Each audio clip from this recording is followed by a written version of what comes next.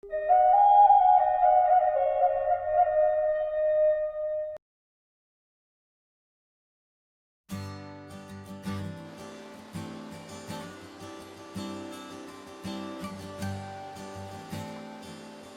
winter wanes, glimpses of spring and green abound in the Smokies. I spent one unusually warm and breezy morning with Ila Hatter recently to talk about her experiences as an interpretive naturalist, specializing in edible and medicinal plants. If you've been to the Oconaluftee Visitor Center, you may have seen Ila at our GSMA store, a job she's just retired from after some 16 years.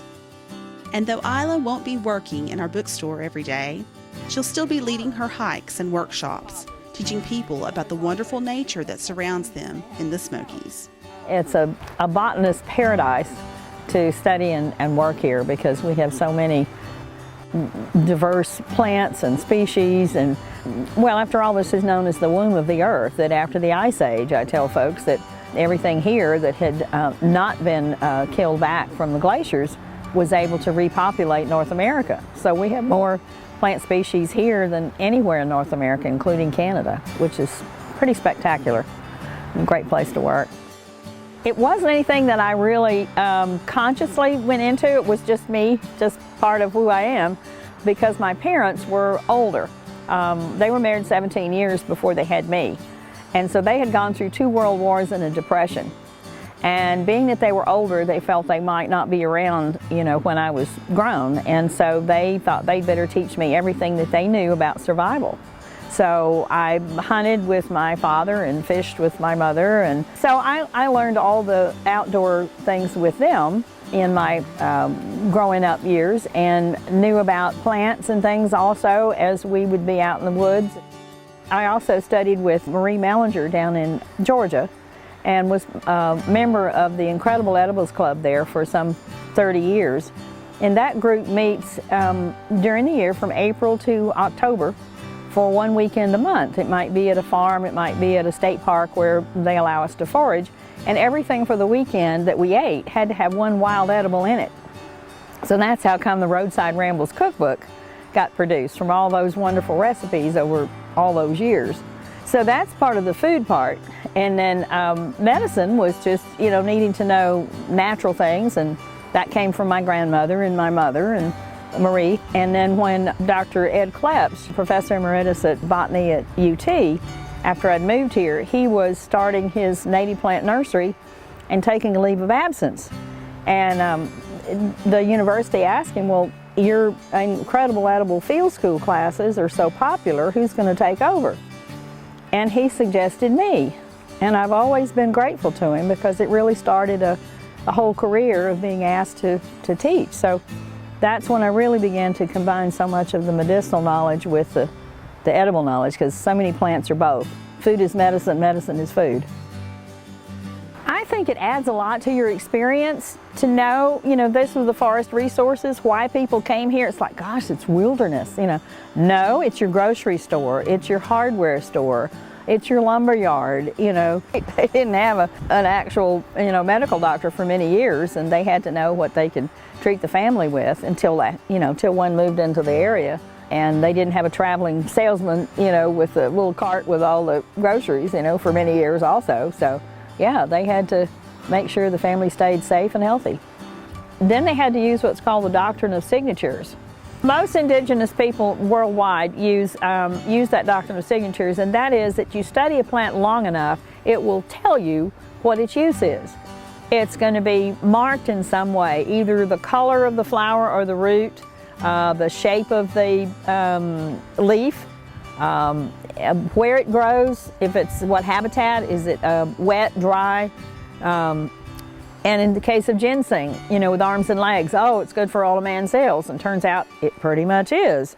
Heavily studied worldwide, and turns out to be, you know, right for all the things it was said to be. The interesting thing about using that method is that when we had a laboratory to finally study these plants and the folklore and see, well, is it true? Is there really anything in there?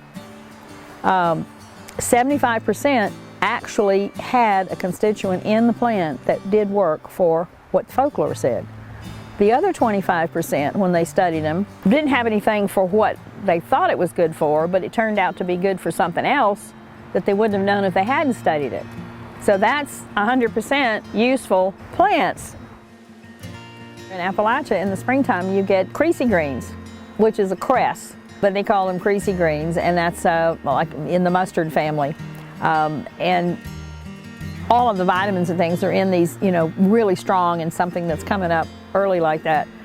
So you would have that. You would have dandelion greens, which have, oh my goodness, the list of vitamins and minerals in dandelion is as long as anything. It's got more vitamin A than carrots, for instance.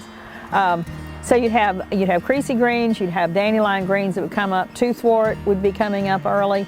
All of that would give you what the Cherokee call uganas, sweet greens, because anything that's fresh, is wonderful. You've been eating reconstituted food, dried leather-riches beans that, reconstituted, and dried meats and all kinds of things that would be things that for the winter, So to have anything that was fresh was just really, that tasted sweet. That was wonderful. Toothwort has a horseradish flavor, so some people like that and they put it in. One of the mainstays of uganas in the Cherokee turned out to be the shoots of the Sullivan seal. And I had a chance to try some, and now I'm trying to grow as many Sullivan seal as I can because they're better than asparagus. They're absolutely delicious. That's why people had nutrition in the spring. It tasted good, and it gave them, some energy. Sassafras tea gave them energy to get out and do the plowing, spring plowing in March, to start planting. And they thought it thinned the blood. Well, it does. It is a blood thinner. And they felt like if you've been sedentary all winter, sitting around the fire and whittling or whatever you were doing, that your blood was thick, and that's why you couldn't get up and go. So they'd go out and get sassafras roots and boil up some tea, and then you had the energy to do what had to be done. Before we finish, I have to say something that I am so grateful to being associated with the Great Smoky Mountain Association, because they funded the Mountain Kitchen, which turned out to be a wonderful video that's still being sold. They published Plants of the Cherokee, which was a lost manuscript from Dr. Banks, and before I ever came to work for the association, we took it to Steve Kemp and Kent Cave, and they said, this is wonderful, this needs to be in print for the Cherokee themselves, and they are using it. We knew so many of the descendants of those families that had been interviewed, and they did not have that information. It was lost along the way. So they got to relearn what Grandma and Grandpa had been using, to keep the family healthy, and there's food as well as medicine, but it's mainly the medicinal plants. And it was the first time that anyone had ever used an herbarium to positively identify what the species was that they were using, which was important, real important information. So that's in print. That's due to the association.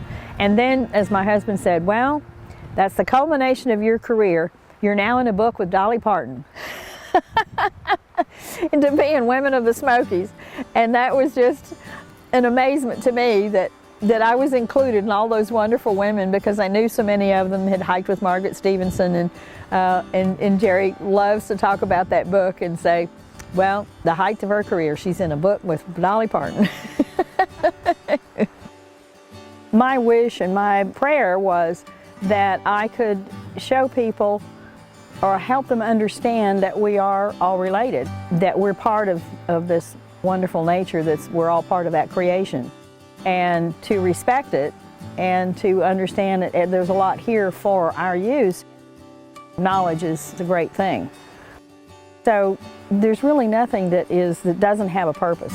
Everything has a purpose under the sun. We just don't know it yet. So that's my goal, is to help people be familiar with the forest, what's around them, how people used it, why they were here, even if we're not doing it now. You never know, when we may need it. We really, really have a disconnect with nature that we need to reconnect. We need to get that back. I think that's important.